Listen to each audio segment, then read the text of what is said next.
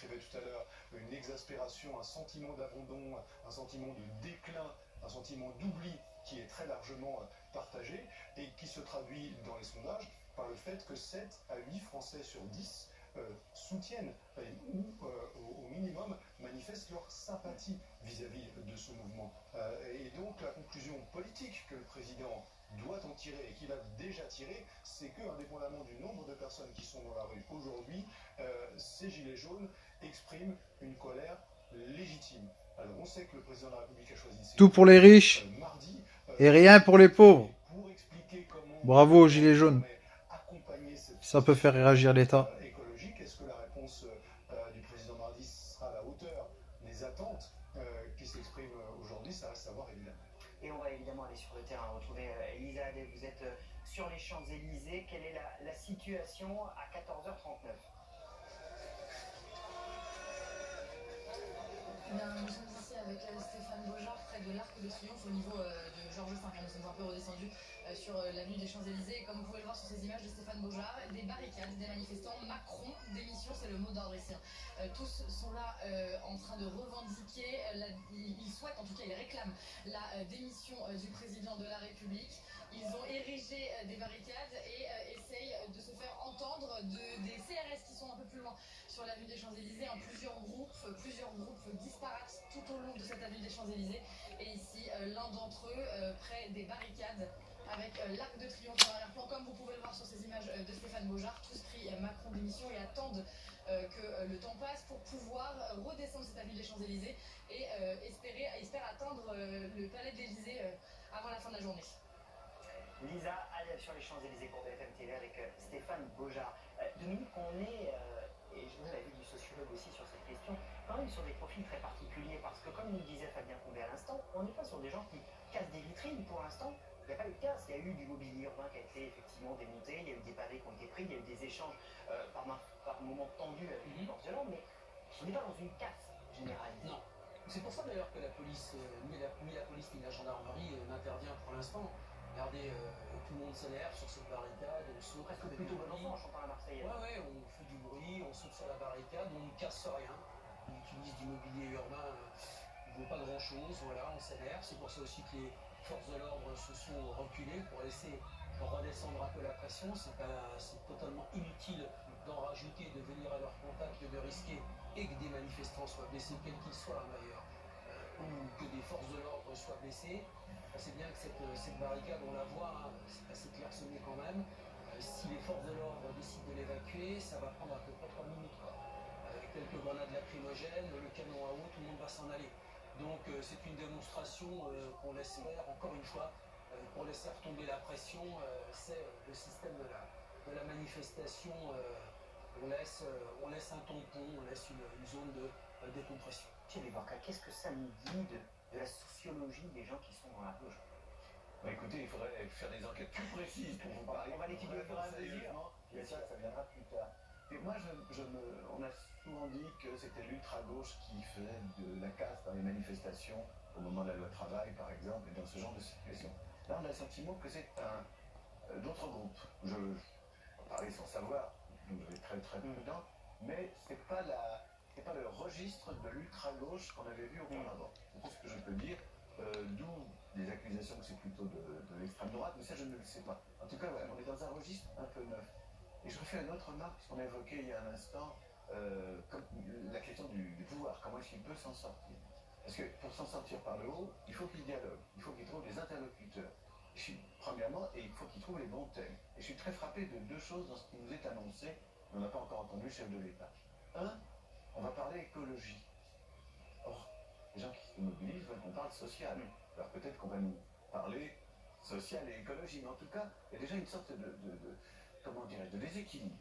Et puis deuxièmement, on nous annonce que le dialogue se fera avec les syndicats, des associations, autrement dit, des représentants d'autre chose que de ce mouvement.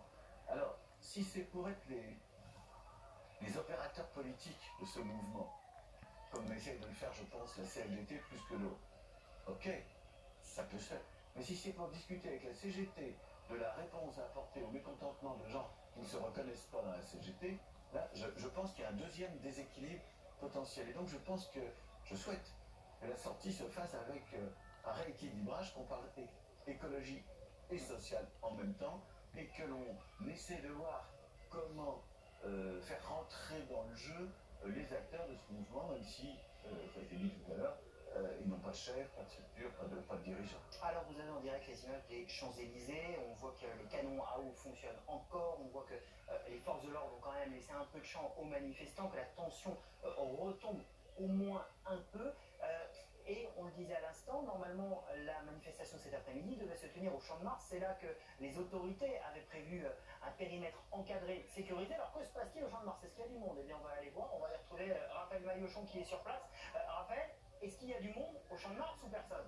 Visiblement quelques gilets jaunes quand même. Vous voyez, effectivement, ces 70 gilets jaunes derrière moi viennent à l'instant d'arriver, vous voyez, ils arrivent non pas des Champs-Élysées, mais plutôt du 15e arrondissement de la capitale, et j'ai pu rencontrer de nombreux gilets jaunes, notamment l'une d'entre elles qui va arriver, qui a déposé la demande, puisque je vous rappelle que le rassemblement, cette manifestation ici sur le Champ de Mars a été autorisé par la préfecture de police de Paris, ce gilet jaune qui devait me rejoindre. On va aller le retrouver, vous voyez, quelques Marseillaises également. Et donc on va aller lui poser la question sur ce rassemblement. Bonjour. Bonjour. Alors racontez-moi un petit peu ce que vous venez faire maintenant sur le Champ de Mars. Il y a eu ces violences sur les... Il y a eu ces violences sur les Champs-Élysées. Là, vous êtes actuellement sur le Champ de Mars. Nous sommes le Parti des citoyens européens, PACE, qui veut dire la paix. Qui est un parti qui milite pour l'unité des Européens et qui a considéré qu'on ne pouvait pas laisser les gilets jaunes venir à Paris sans leur offrir un cadre légal. Donc c'est pour ça que nous avons fait une demande d'autorisation. La préfecture nous a autorisé à manifester ici. Et donc ça permet à des gens qu'on venait de voir de trouver un endroit où ils sont en sécurité, ils peuvent manifester de façon légale, voilà, et pas prendre des risques dans des endroits qui ne sont pas autorisés. Alors justement, vous l'avez dit, ces risques, est-ce que les violences qui sont apparues là cet après-midi sur les Champs-Élysées peuvent desservir le message porté par les nombreux gilets jaunes? La violence ne sert jamais personne, ni ceux qui l'exercent, ni ceux qui la subissent. Donc de toute façon, c'est pas bon. Ce qui est important, c'est qu'on arrive à dialoguer et que le gouvernement, les autorités ouvrent une négociation avec les gilets jaunes, voilà, pour qu'on parle des problèmes, comment on peut accompagner. Nous sommes favorables à la taxe carbone. Donc la question, c'est de savoir comment on accompagne la transition énergétique par des mesures sociales, et surtout comment on s'occupe de l'aménagement du territoire. On a abandonné depuis des années l'aménagement du territoire. Comment on redonne la vitalité aux villes moyennes. Moi je pense à Hénin-Beaumont, je pense à Béziers, toutes ces villes qui ont basculé dans le Front National, parce que ce sont des villes un peu à l'abandon, qui sont à proximité de très grandes métropoles comme Montpellier ou Lille, qui ne pratiquent pas leur solidarité avec eux. Voilà. Là, le Champ de Mars est plus que clairsemé, hein. Vous êtes 70, là-bas il y a un petit groupe de 40 personnes. On est très loin de ces images de nombreux gilets jaunes. Vous déplorez d'avoir très peu de monde ici sur le Champ de Mars? Écoutez, je crois que ce qui est important, c'est de porter des idées fortes. Après, que les gens soient éparpillés ou pas, c'est pas tellement important. Ce qui est important, c'est les idées qu'ils portent et leur volonté de dialogue et d'avancer dans la résolution du problème. La France est fracturée aujourd'hui, il faut réduire cette fracture, il faut rapprocher les gens. Hein, c'est extrêmement important. Donc nous avons pris un petit document et qui s'appelle « Que proposez-vous pour établir une paix sociale durable dans le cadre d'une économie verte ?» Voilà. Et par exemple, nous proposons la délocalisation de ministères dans des grandes métropoles pour donner de l'activité, et qu'en échange, les grandes métropoles s'occupent mieux des villes moyennes qui les alentourent et du tissu rural. Très bien, merci beaucoup. Vous allez voir ces images ici du Champ de Mars pour vous montrer à quel point, je le disais à l'instant, c'est ce Champ de Mars ici au pied de la Tour Eiffel clairsemé. Vous le voyez, quelques gilets jaunes au bout de l'image. Ils étaient 70. Au pied de la Tour Eiffel, il y a des petits groupes de 40, 50 personnes. Mais globalement, ici sur le Champ de Mars, très peu de personnes par rapport à ces images qu'on a vues tout au long de l'après-midi du côté des Champs-Élysées. Raphaël Maillochon, un Champ de Mars effectivement un peu désertique, mais avec des vraies revendications, avec des gilets jaunes qui ont des choses à dire et qui ont envie d'avancer. Mobilisation éparpillée, disait ce monsieur, ce n'est pas très grave, éparpillé du moins à Paris. Thibaut Cheminot, journaliste BFM TV, vous nous avez rejoint. Qu'en est-il dans le reste de la France de la mobilisation aujourd'hui des gilets jaunes? Et bien comme le week-end dernier, il y a des actions aux quatre coins de la France. Vous le voyez sur cette carte qui rassemble tous les lieux de manifestation. L'ensemble est clairement complètement jaune. Regardons à présent ce qui se passe en détail à l'heure où je vous parle. Dans la plupart des villes, les rassemblements ont lieu dans le calme. Par exemple à Bordeaux, opération péage, gratuit dès 8h ce matin. Manifestation dans le calme également à Toulouse et à Saint-Brieuc. En revanche, vive tension près de Lyon sur l'A6 où les manifestants ont envahi l'autoroute, bloquant ainsi toute la circulation à Vienne, sur la 7 ou encore au niveau de la frontière espagnole. Ce que l'on peut dire en fait d'une manière générale, c'est qu'aujourd'hui, bien pour les Gilets jaunes, il s'agit d'être visible à tout prix aux quatre coins de la France. Les Gilets jaunes qui veulent se faire entendre, dépasser l'image de ces violences qui ont éclaté sur les Champs-Élysées. Dominique Rizet, ces violences qui ont commencé tôt ce matin, on est plutôt dans une phase d'observation. Oui, absolument, qui ont commencé très tôt ce matin, vers 10h, 10h30, et puis qui sont montés en puissance jusqu'à 13h. Utilisation par les forces de l'ordre des gaz lacrymogènes et des canons à eau. À gauche, vous voyez les gendarmes avec des casques bleus sans aucun sigle, et à droite, avec les deux bandes jaunes, c'était des CRS, et ceux qui ont deux bandes bleues, c'est la DOPC, les policiers, les compagnies d'intervention de la DOPC, la direction de l'ordre public et de la circulation de Paris. Donc là, on apprend par la préfecture de police que dans le secteur des Champs-Élysées, 2 barricades en feu ont été prises en compte par les forces de l'ordre. On voit les images, c'est en train de se passer. Voilà, donc évacuation de 2 barricades qui étaient en feu. Je vous l'ai dit tout à l'heure, à partir du moment où la police décide d'avancer, ça va finalement assez vite, parce que ce mouvement, les personnes que l'on voit ici sont clairsemées, ce n'est pas une foule, une masse de personnes. Les vrais gilets jaunes ont la sagesse, c'est visiblement de s'éloigner des casseurs, ce qui permet à la police de travailler plus efficacement, de savoir à qui elle a affaire. Ceux vers lesquels elle dirige son canon à eau sont clairement des casseurs, voilà. Donc la préfecture de police qui prend en compte 2 barricades en feu avec les forces de l'ordre présentes sur place. Je crois qu'il y a une nouvelle compagnie qui est arrivée, une colonne de renfort qui est arrivée sur les Champs-Élysées. Et on voit en même temps où vous nous donnez ces informations, Dominique, que certains tentent de rallumer des barricades. On l'a vu sur les images à l'instant, Pascal Vito-Panelli. Ce qui est compliqué, c'est la forme que va prendre ce mouvement au fur et à mesure de la journée. Il n'est que 14h51. Les rassemblements étaient prévus pour 13h, 14h, 16h, fin d'après-midi du côté de la place de la République. Il y a cet éparpillement. Comment on peut le gérer? L'éparpillement sera, je le pense, géré sur toutes les poches de durcissement de Paris. On s'attendait à ce qu'elle soit très mobile, difficile à suivre, mais le terrain est occupé en statique et en dynamique, de manière à faire face, pour autant je l'espère. Vous l'avez remarqué, le maintien de l'ordre en France, il se pratique sans contact, en l'évitant, de manière à éviter les blessures. Il s'applique également en respectant 2 critères, le critère de proportionnalité et le critère de réversibilité, c'est-à-dire qu'on va pouvoir, à un moment donné, exercer une coercition très forte et pouvoir, dès que la situation ne le justifie plus, l'arrêter. Donc vous voyez ces mouvements où on charge. Discuter, c'est l'image qu'on voyait à l'instant de forces de l'ordre qui discutaient avec des gilets jaunes. Voilà, donc on fait du tampon, on compense un effet ressort, on essaye d'éviter au maximum les blessures. Naturellement. L'image qu'on voit en ce moment même de ces forces de gendarmerie qui essayent de dialoguer pour que la situation passe au mieux avec les gilets jaunes. Elisa Adef, on va vous retrouver sur les Champs-Élysées. Où en est la situation là où vous êtes? Alors la situation est toujours un peu tendue ici, comme vous le voyez, il y a plusieurs barricades qui prennent feu, mais parmi tous ces incidents, au milieu de tous ces incidents, il y a aussi des gens, des gilets jaunes qui sont là juste pour revendiquer ce qu'ils souhaitent demander à Emmanuel Macron. Et je me trouve actuellement avec Gérard, il a 63 ans. Gérard, vous êtes retraité, pourquoi est-ce que comment voulez-vous exprimer votre ras-le-bol? De quoi vous en avez marre? Notre ras-le-bol, ça va s'expliquer très vite. On n'arrive plus, on peine de plus en plus, les fins de mois sont difficiles. Moi je m'inquiète surtout pour mes enfants, mes petits-enfants, parce que ça galère pour trouver du boulot, voilà quoi. Moi je suis venu ici parce que pour montrer mon ras-le-bol, pas pour voir des gens cassés, ça c'est pas notre truc nous. On est plein de gens on est venu là sans rien, sans armes, voilà, pour manifester, pour montrer qu'on en avait marre, sincèrement marre de cette dictature, parce que voilà, pour nous ça devient de la dictature. Alors qu'est-ce que vous attendez concrètement comme réponse du gouvernement pour améliorer votre situation au quotidien?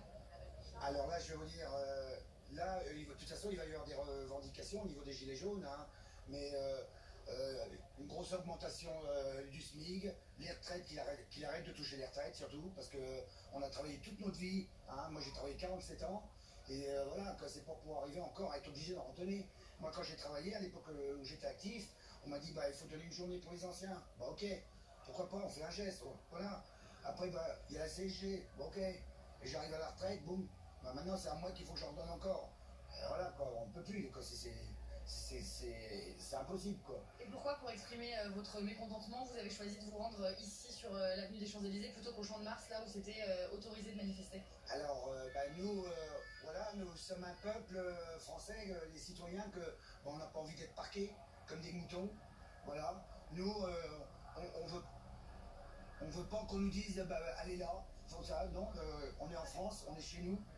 Et voilà, comme vous pouvez l'entendre, les Gilets jaunes sont bien décidés à rester ici coûte que coûte tout au long de la journée pour exprimer leur mécontentement et se faire entendre du président de la République. L'IRDF avec Stéphane Bojard, parole de Gilets jaunes, poignante parce qu'on entend le désarroi de ce monsieur et en même temps on entend les mots qu'il utilise qui sont quand même, on n'est pas des moutons donc on a envie de manifester ici, on vient là et qui emploient le mot de dictature également. Je voudrais votre regard à tous les deux. Alors effectivement, les gens disent des choses fortes. Les gens disent des choses très très fortes sur leur indignation, leur inquiétude, leur refus et leur fierté. On n'est pas des moutons, on veut être reconnu comme ça. Deuxième, je vais faire deux autres remarques très rapidement. La première... Allez, je me permets, excusez-moi monsieur Duvorcal, juste cette image parce que malheureusement on voit bien qu'il y a de nouveau des débordements qui sont en train de se dérouler. On est sur les Champs-Élysées, visiblement des affrontements directement entre certains gilets jaunes et forces de gendarmerie. Ce monsieur qui discutait tout à l'heure avec les gendarmes, visiblement la discussion n'a pas permis d'apaiser les tensions. Je vous laisse reprendre. Je vais faire deux remarques. La première, c'est que apparemment le peuple de Paris n'est pas concerné, ou pratiquement pas. En assentiment, chaque fois qu'on interviewe quelqu'un, c'est quelqu'un qui vient d'ailleurs. Donc les Parisiens ne se sentent pas concernés. Donc la solidarité laisse imaginer les sondages, 70% de sympathie, elle ne va pas très très loin, elle n'est pas basée. La deuxième chose qui est peut-être plus importante, il me semble que ce mouvement des Gilets jaunes n'est pas très capable et pas très désireux d'être à Paris. Voilà. Que ça doit se passer ailleurs. La carte que l'on a vue tout à l'heure est quand même impressionnante. Il y a du jaune dans toute la France. Partout en France. Mais dans Paris, pour l'instant, si vous retirez les casseurs, si je peux dire, il n'y a pas de déferlante. Il y a pour l'instant pas du tout. Ce qui veut dire que Internet ne suffit pas, que les réseaux sociaux. Parce que les réseaux sociaux, Internet, nous annonçaient au départ une énorme mobilisation. Et donc, ça ne marche pas forcément. Thierry, je viens de parler dans un instant, juste de quand même sur les images qu'on a vues. On voit bien que la situation, elle se calme un petit peu. On voit que là, il y a eu des scènes un peu plus dures. Compliqué à gérer. Hein. La situation est en train de se tendre. Regardez, des pavés ont été arrachés sur l'avenue. Encore une fois, je ne suis pas sûr que ce soit des gilets jaunes qui fassent des choses pareilles. On en est à 13 interpellations à Paris. Et c'est vrai que la France en jaune, la France en jaune qu'on a vue tout à l'heure, cette carte de France, eh bien, c'est une France qui manifeste dans le calme. Pas d'incident majeur en province, en tout cas. Pas d'incident majeur, ça ne se passe qu'à Paris, parce qu'à Paris, encore une fois, démonstration de force, de groupes qui viennent donner un autre message que celui des Gilets jaunes, qui est le message constant dans toutes les manifestations de la violence, du désordre, du chaos. Thierry, un mot sur ces paroles des Gilets jaunes qu'on vient d'entendre avant de retourner sur le terrain. Oui, c'était juste et judicieux de donner la parole à un retraité, parce qu'une des dimensions intéressantes de ce mouvement, même si on ne l'aperçoit que de manière empirique pour l'instant, c'est la présence quand même forte de retraités au sein de ce mouvement. Et parmi les leçons politiques qu'il y aura incontestablement à tirer pour le pouvoir, il y a sans doute cette erreur qui a consisté de manière aussi systématique à vouloir opposer les actifs aux retraités, pour dire on récompense le travail, mais on voit bien ce sentiment d'injustice des retraités qui se sont pris l'augmentation de la CSG, qui se sont pris la non-indexation des retraites sur les prix, et ces gens-là ils disent c'est bien gentil de nous dire qu'on n'est pas des actifs, mais on l'a été pendant au moins 4 décennies, on a cotisé, et il y a chez les retraités un fort sentiment d'injustice dont il faut tirer les leçons politiques aussi à l'occasion de ce mouvement des Gilets jaunes. Et on vous fait vivre sur BFM TV cette mobilisation des Gilets jaunes, notamment du côté de l'avenue des Champs-Élysées où la situation reste extrêmement tendue. Fabien Combet, vous êtes sur place pour BFM TV. Quelle est exactement la situation à l'heure où on se parle? On voit qu'elle est assez tendue et qu'elle évolue de minute en minute. Alors nous sommes en haut des Champs-Élysées, c'est là où, dans la matinée, les CRS ont repoussé les manifestants tout en haut de la place de l'Étoile. Eh bien, c'est là où les manifestants ont pris position. Les CRS ont quitté les lieux il y a environ près d'une heure, une demi-heure, une heure. Et désormais, les manifestants ont remis une barricade avec les barrières de chantier. Ils viennent d'y mettre le feu. Donc on a une épaisse fumée noire qui est visible de très loin, qui s'élève des Champs-Élysées. C'est une image assez impressionnante. Reste que ce feu, il a été allumé parce que ceux qui tenaient cette barricade, ils se sont sentis un petit peu désemparés parce qu'ils font face, et ils sont là pour faire face aux forces de l'ordre, et les forces de l'ordre sont plus bas, donc ils n'avaient pas d'affrontement sous la main, donc ils ne sont pas très nombreux à tenir cette barricade, ils ont décidé d'y mettre le feu un petit peu pour s'occuper. On a une particularité, on parle de casseurs. C'est un mot qui est différent des autres manifestations qu'on a pu voir. Encore une fois, les casseurs, ce sont souvent des gens qui frappent au hasard. On a souvent vu des vitrines brisées, des commerçants se lamenter parce qu'ils n'y sont pour rien et sur le chemin d'une manifestation, ils ont vu leur vitrine exploser. Là, aucune vitrine n'a été touchée sur les Champs-Élysées, alors qu'on a vu des palais, des pavés déterrés, on a vu des plots en béton être amenés, des chantiers qui ont été entièrement dévalisés pour faire ces barricades, et on entend des Marseillaises et on entend des Macron démission, donc on a l'impression que ceux qui tiennent ces barricades ont un message éminemment politique, ont agi des drapeaux français, mais sont là pour faire face uniquement aux forces de l'ordre, et puis derrière eux, situation assez incroyable, c'est que juste à côté, vous avez des vieux, des jeunes, des femmes, des hommes qui sont là uniquement pour porter leur message, qui sont juste à côté, qui ne se sentent pas en insécurité. Et ce sont tous ces gilets jaunes mélangés qui occupent les Champs-Élysées depuis ce matin. Fabien Crombé sur les Champs-Élysées, on reste avec vous tout au long de l'après-midi.